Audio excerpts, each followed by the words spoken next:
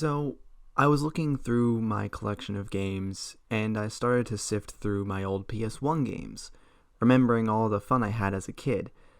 Like all good Zoomers, I grew up on a PlayStation, primarily the PS2, but I also had a PS1 when I was a kid, and I was able to play games like Resident Evil and Tomb Raider. As I was having a nostalgia high, I thought that it would be cool to do a little mini-series where I look at all the PS1 games I have, plus demo discs. So, here we are. Welcome to the PS1 collection.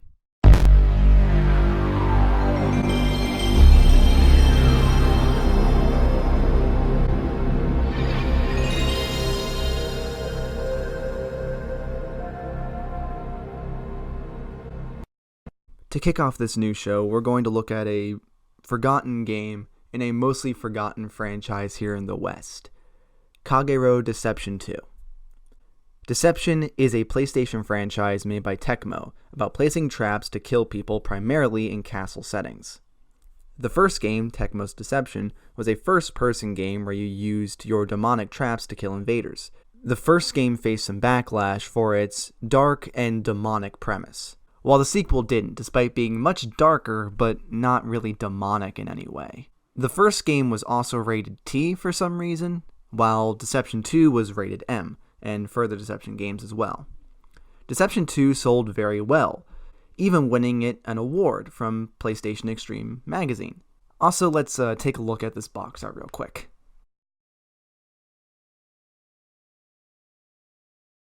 And that was a moment of silence for how bad this box art is. So let us, as cool skater girls, first talk about the story.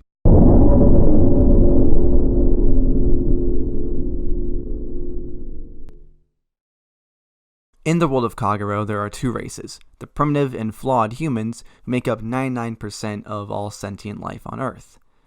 And then there are the blue-skinned and blue-blooded Time-Noids, or TMD for short. The TMD are immortal. They gave the world peace when the humans warred. The TMD took their spot as the rulers, with King Eclipse as the big TMD head guy. However, not all humans respect the TMD and their ways, so a human hunt was established to keep the peace. You are Millennia, a young girl taken from her family by a TMD named Yokel, who was working for King Eclipse. You are trained in the art of killing, but only with traps, so you cannot easily turn on the TMD. You are tasked with this human hunt, and must kill all humans who come into the castle you are currently defending. The game starts simply with some villagers, low-level mercenaries, and adventurers, but soon that evolves into big scary dudes who are immune to almost everything you can throw at them. The story takes you to 3 unique locations, each with a faction and a final boss. In the first area, it's the villagers and some red bloods, and then it introduces the rebels, led by a man named Darkmoon.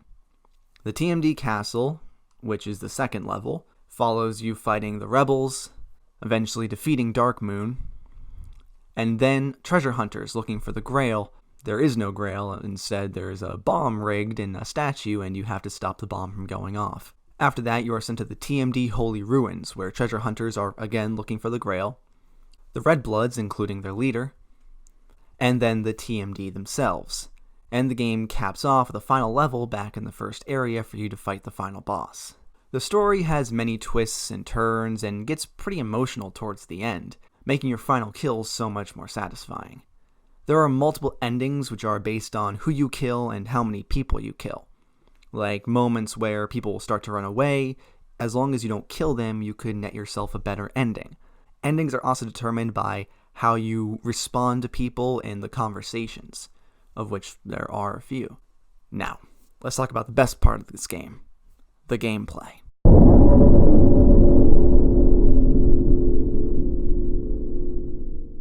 This game plays like a puzzle combat game with some light RPG elements. You can only fight through traps. You yourself cannot attack enemies directly, but you can use traps to create stylish combos and kill your enemies in brutal ways. You can crush them with a big rock, burn them alive, blow them up, shoot them with a wall arrow, and even suffocate them with a form of gas. You have a loadout of 3 traps per type, but are limited to only 3 traps per room. 1 ceiling, 1 floor, and 1 wall trap, triangle, square, and X respectively. You use the circle button to open your trap setting menu, where you can place traps on a grid. How you place your traps and what combination of traps you use is key to your survival and victory. Like I said before though, some enemies are immune to certain traps. All armored foes, for example, are immune to most arrows and all claws. Well, the years start coming and they don't stop coming and they don't stop coming and they don't stop coming and they don't stop coming and they don't stop coming and they don't stop coming and they don't stop coming and they don't stop coming and they don't stop coming and they don't stop coming and they don't stop coming and they don't stop. Some enemies run away from you and head for the objective. Some hide and wait for you to be distracted, and then they attack.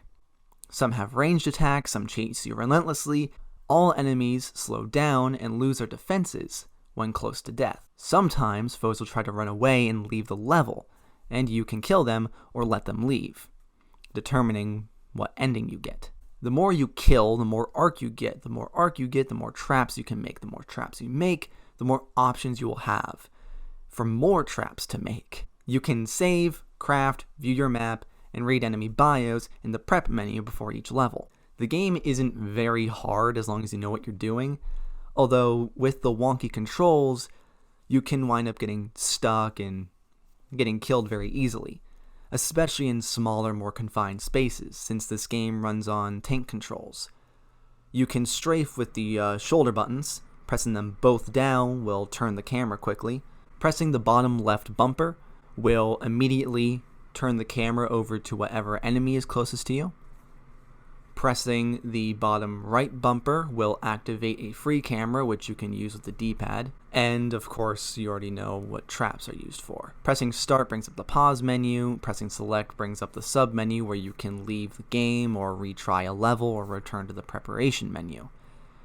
And that's about it for controls. All in all, the game really isn't all that difficult, since you can easily lead enemies into certain traps. Now, like I said before, killing enemies nets you arc, which you use to make things. You only get a good amount of arc by killing everybody.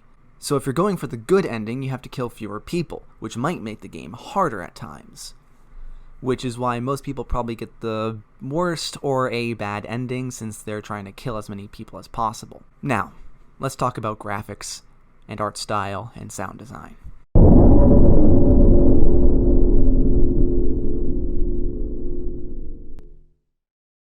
While not as good looking as Resident Evil, Silent Hill, or Final Fantasy, the game still has a very good art style.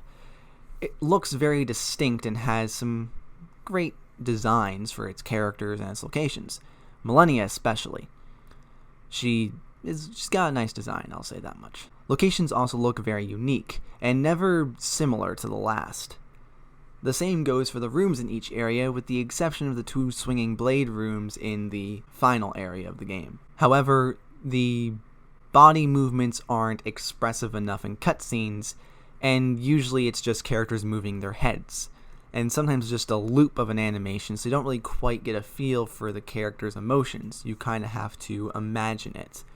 Unlike Silent Hill or Resident Evil, which have fairly expressive body movements to try and get across what they're feeling, since there were no facial animations at the time. Trap effects, particle effects, and sound designs, all great. And the music is very fitting for the dark tone of the game.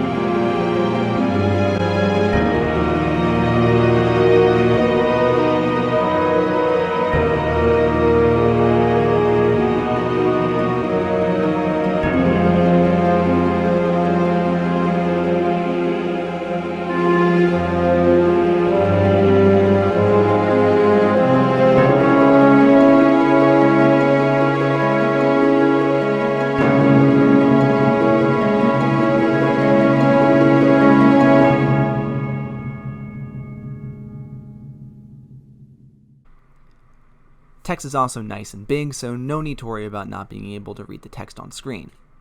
Now, let's talk verdict.